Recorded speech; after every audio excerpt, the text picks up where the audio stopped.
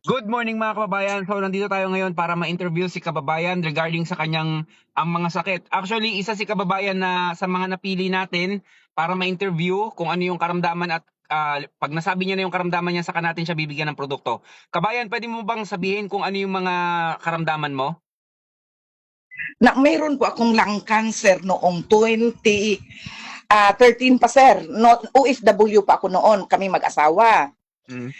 Na-declare po ako doon sa Palau at dinala yung sputum ko, lahat ng ano ko, naka-MIR ako o CT scan. Dineclare po ako doon na may bukol yung lungs ko.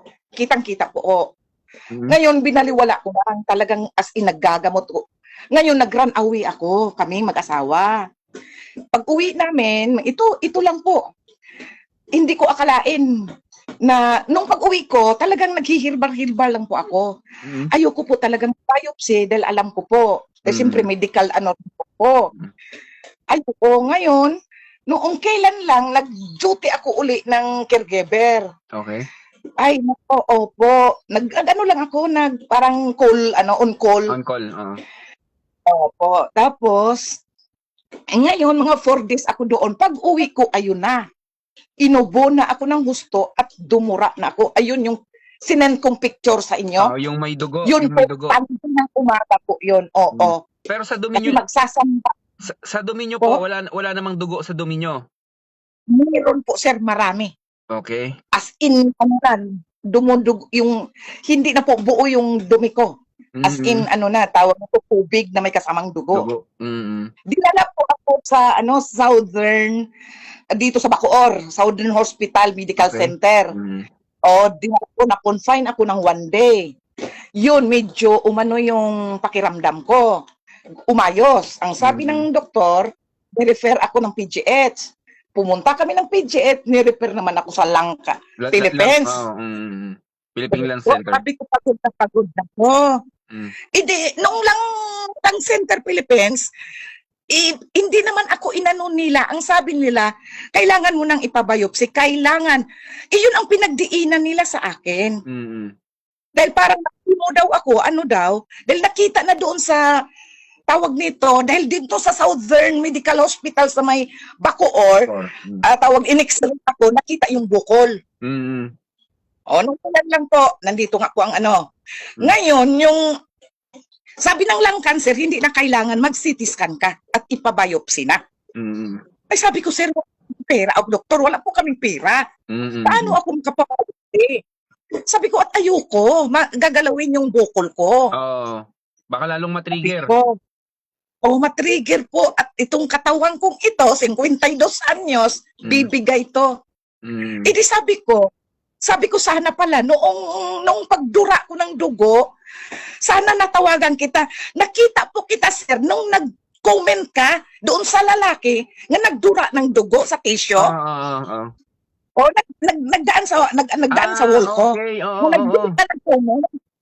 Doon ako nagtingi sa'yo, sabi ko kung pwede po, sir, wala na po yung choice Kasi wala nang trabaho yung asawa ko. Noon ko pa pinangarap, sir, na bibili ng ng gamot na lunas na yan. Naniwala ko, sir, kasi noon pa kung follower mo 2019, 2020. Doon pa sa dati kong account, na-hack nga yun po, yun. Talagang sinusundan na kita. Ikaw nga po ang nakapagturo sa lahat ng mga ideas mo noon na wala ka pang produkto. Hanggang lumabas yung produkto mo na Acid Guard, nakabili ako. Hanggang noong PFC oil. Talaga ang ganda ng PFC oil nyo po.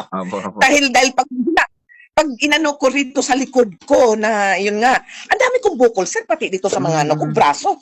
Nakakita ko, marami akong bukol. Meron bukol. Okay, sige po. Sige kabayan. Opo. Ganto. So since na may bukol ka dyan sa yung sa baga mo saan banda? Right apex ba? Left lang po, sir. Sa left. Okay, hindi naman siya ganong kalakihan. Malaki po, sir. Okay, sige. Ganto po. Padalahan kita ng 3 bote ng lunas. Yung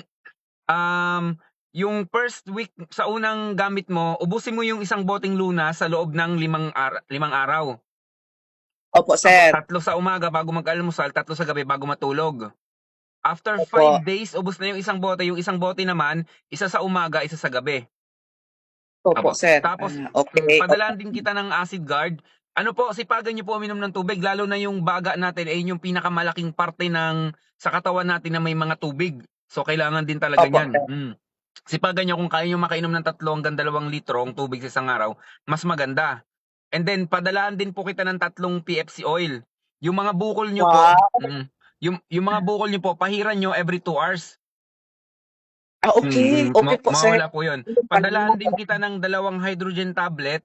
Bago ka matulog, gamitin mo yun. Ipatak mo siya bago ka matulog. Ilagay mo yung hydrogen tablet. Pag nalusaw na, saka mo, inumin mo siya ng biglaan. Mga 350 ml lang, inumin mo siya ng biglaan.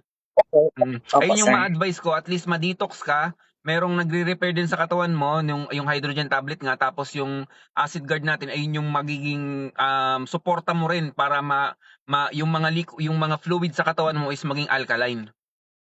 Opo. So, yun po. Tapos, bigay mo lang po yung, i-PM mo lang sa akin yung address, cellphone number, tsaka yung pangalan mo, tapos ipapadala ko kagad bukas.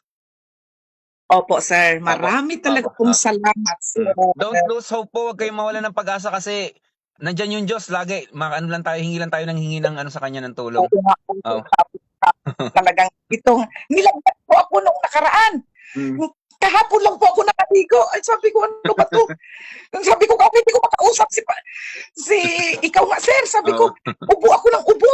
Opo. Ano ba to? Sumukat na nandoon sa picture ng anak ko. Oo, nakita ko nga po eh. Magpagaling po kayo kaagad, ha? Opo, sir. Salamat po. Salamat po sa oras, kabayan. Pagpalain po kayo. Bye-bye po.